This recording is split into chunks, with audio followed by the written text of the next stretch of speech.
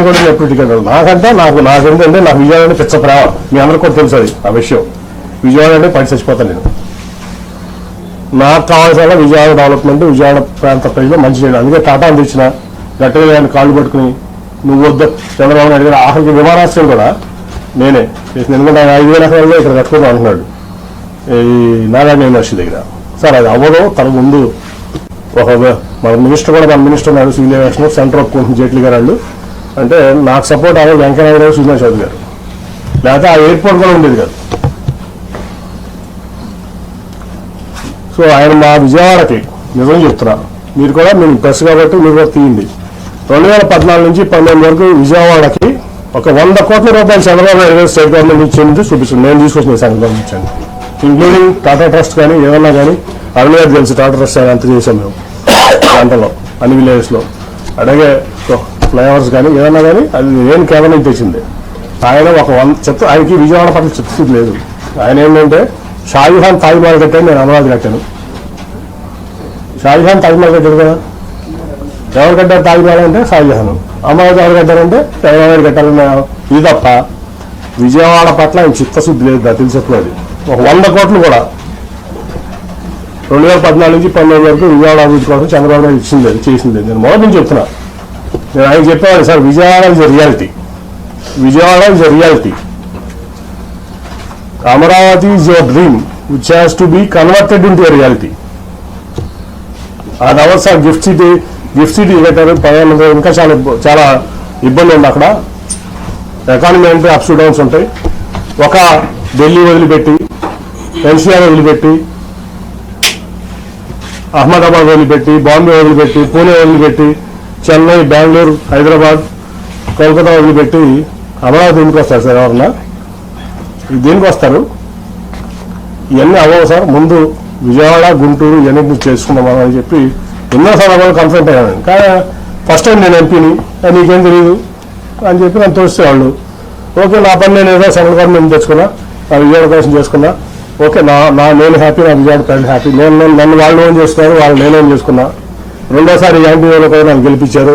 దానికోసం నేను కష్టపడతాను, ఇంకా కష్టపడతా.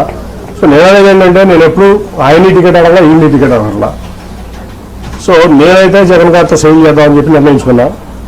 సేల్ చేస్తాను, ఆయన ఏ బాధ్యత చెప్తే చేస్తాను. సార్ మీతో పాటు టీడీపీలో సిట్టింగ్ ఎంపీలు చాలా మంది పోటీకి దూరంగా ఉన్నారు, ఎందుకంటే మిగతా ఎంపీల గురించి తెలియదు కానీ విజయవాడ పార్లమెంట్లో అయితే టోటల్గా 60% టీడీపీ ఖాళీ చేసేస్తాం, దాంట్లో డౌట్ లేదు. సార్ ఇందాక మాట్లాడుతూ బోండా ఉమా గారి వైఫ్ కి మేయర్ అభ్యర్థి వేస్తే ప్రమాదం అని చెప్పాను. ఏంటి సార్ ఈ క్వశ్చన్? అది నాది చంద్రబాబు నాయుడు ఆయన చెప్పిన మాట నీకు చెప్పా. ఇవాళ వరకు నేను ఎక్కడ కూడా ఎంత అవమానాలు నేను రివీల్ చేయాలి, మీకు కూడా తెలుసు సంగతి. ఆయన అన్నమాట అది బోండా ఉమా గారి వైఫ్ని పెడుతున్నారంట నిజమేనా అని అడిగారు నన్ను. ఇదే క్వశ్చన్ నాకు తెలియదు సార్, నేను అసలు దాంట్లో ఇన్వాల్వ్ అవ్వలేదు అన్న. కాదు అది చేస్తే చాలా ప్రమాదం, నువ్వు ఇమీడియట్గా మీ అమ్మాయిని పెట్టని చెప్పి పంపించారు. నన్ను ఢిల్లీ నుంచి విజయవాడ పంపించారు ఆయన. ఈ మాట ఇవ్వడం వరకు నేను ఎవరికి చెప్పలా, ఇంక్లూడింగ్ నా సొంత కుటుంబం చెప్పలా. 60% తెలుగుదేశం పార్టీ ఎన్టీఆర్ జిల్లాలో ఖాళీ అయిపోతుంది. 60%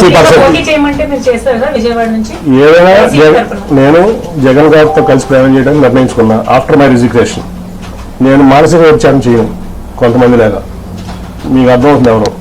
కాబట్టి నేను రాజీనామా చేసి వచ్చి ఆయనతో సేల్ చేయడం, ఆయనతో పాటు సేల్ చేయడానికి పేద ప్రజలకి ఆయన అండగా ఉన్న తీరుకు నాకు నచ్చింది. కాబట్టి ఆయనతో పాటు నేను నడుస్తానికి నేను సిద్ధపడ్డాను. ఆయన ఏదైనా ఇస్తే ఎంపీగా పోటీ చేయమంటాడా, ఖాళీ చేయమంటాడా, పార్టీ చూసుకోమంటాడా, విజయ ఆయన ఇష్టం, ఆయనకు వదిలేసాం.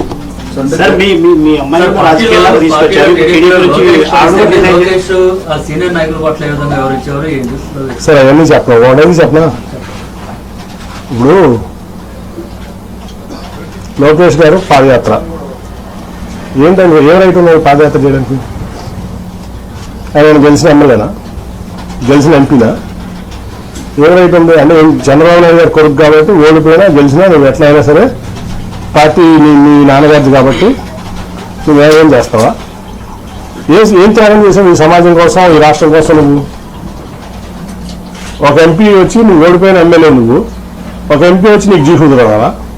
గెలిచిన ఎంపీ, యాంటీ వేవ్లో గెలిచిన ఎంపీ నీ యోగాలో నేను పాల్గొనాలా? ఎట్లా పాల్గొంటాను? ఏం ప్రోటోకాల్తో పాల్గొంటాను? నువ్వు ఆఫ్టర్ ఆల్ ఓడిపోయిన ఎమ్మెల్యే నా ముందు. ఆఫ్టర్ ఆల్ పార్టీ రిసోర్సెస్ వాడుకున్నావు, పార్టీ ఇన్ఫ్రాస్ట్రక్చర్ వాడుకున్నావు, మీ నాన్నగారి పలుకుబడి వాడుకున్నావు, మీ తాతగారి పలుకుబడి వాడుకున్నావు, అన్ని వరకు నువ్వు ఓడిపోయావు. నువ్వు నాకు రూపాయి డబ్బే లేదు, నువ్వేమేమి లేదు, నేను గెలిచాను రెండు సార్లు. నీ పార్టీని భుజాల మీద పెట్టి మోసా కృష్ణా జిల్లాలో 2013 నుంచి 14 లక్షల వరకు నా ఆస్తులు అమ్ముకున్నా, వ్యాపారాలు మానుకున్నా. ఏం రైట్ ఉంది నీకు? ఏం త్యాగం చేసావు ఈ పార్టీ కోసం కానీ సమాజం కోసం కానీ? నువ్వు ఏ రైట్తో యోగాయం చేసావు? ఏం రైట్తో నువ్వు సీనియర్ని శాసిస్తున్నావు? ఏం రైట్ ఉంది నీకు? ఓ 10 సార్లు ఎమ్మెల్యే చేసావా? 10 సార్లు ఎంపీ చేసావా? ఏం ఆస్తి అమ్ముకున్నావు? నేను ఆస్తులు అమ్ముకున్నాను, 1000 కోట్ల రూపాయల ఆస్తులు నేను ఈ పార్టీ కోసం అండి, నా ప్రజా జీవితం కోసం అండి, నా వ్యాపారం ఆపుకున్నా. నువ్వు హెరిటేజ్ ఆపుకున్నావా? మీ నాన్నగారు వచ్చిన నుంచి ఇప్పుడు వరకు మీ కుటుంబాన్ని ఆస్తి అమ్మింది ఈ పార్టీ కోసం. ఏం త్యాగం చేశావు? నువ్వు యోగానం చేస్తావు, మమ్మల్ని ఎట్లున్నామంటావు? ఏం రైట్ ఉంది నీకు?